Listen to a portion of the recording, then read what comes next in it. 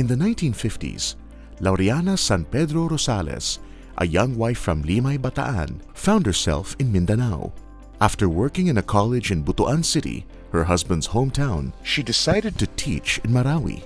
She saw that there was a need for teachers for a new school in Marawi. So she went there and eventually she ran the school. The school was Kamilul Islam College, the first Muslim school in the Philippines. It is now called Jamiatul Philippine Al-Islamiyah. Because of her drive for education and the belief in education, she really went from house to house of the sultans to convince them that sending their daughters to school would empower not only the daughters but equally the family and would give them a chance in life. At that time, the Metropolitan Center for Lanao was Iligan, and she saw the opportunity to have her own. So she bought a land in Iligan. Eventually, she and my dad built the school, Iligan Capital College. That was the start. Years later, Laureana and her husband Cesenio would build and run more schools in Mindanao and Luzon.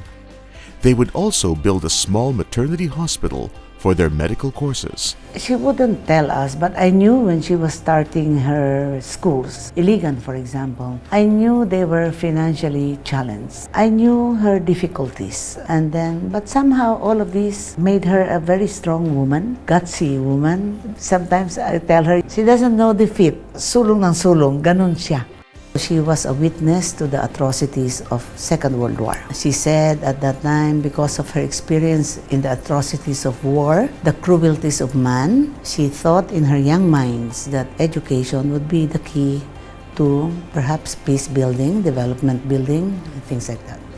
Laureana always had the ability to see opportunity in a crisis. This served her well when she started managing her own schools. There was a time, I think it was early 70s, when there was a peace problem. Ilaga, black shirts, etc. And kidnapping was very rampant. So she decided to branch out in Cagayan de Oro, here, now, Capital University. They started with very small courses. One of them was midwifery. That's why they have the hospital. There was a maternity clinic in the campus. Most of our courses are professional courses, like maritime, nursing. But we also have the regular courses, education, business, criminology, arts, and computer, engineering. We also have engineering. And in the campus, we also have a maritime training center. We are around, including the basic education, which has a separate campus, 7,000 plus in enrollment. At first, it was in the campus where she started a maternity hospital. And then we moved here in 1983 to cater to more wider base ng community. We became known as a tertiary hospital that caters to all major operations. So from a 50-bed, we are now a 250-bed.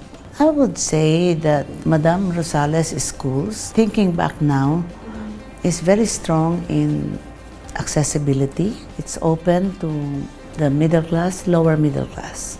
The university also supports hundreds of working students and grants scholarships to a number of education and civil engineering students. Mami is a bridge of not only three cultures, but equally of religious affiliations. Because she represented three cultures, we called it Museum of Three Cultures. For a student to appreciate that respect of culture, other culture, and appreciation of others' culture. When she was able to establish herself, that's the time she really went into what she loved, which was to support the church and the clergy. She really looks up to the clergy very much. She looks at them with awe and respect because she said, they are special people who will always be with you in times of joy, in times of sorrow, in times of trials, etc. Her strong faith, I think, can be attributed to the example of her mother. Her generosity also through her mother because her father died early. My grandmother, Gloria Laureana, was said to be a very generous woman. This Divine Mercy Shrine was established in 2003. One of the bigger contributor to the foundation, to the construction of this Divine Mercy Shrine is my mom. I think it's her being helpful and supportive to people, giving them a good education and the possibility of a chance to start life as professionals, I think would probably be her big legacy.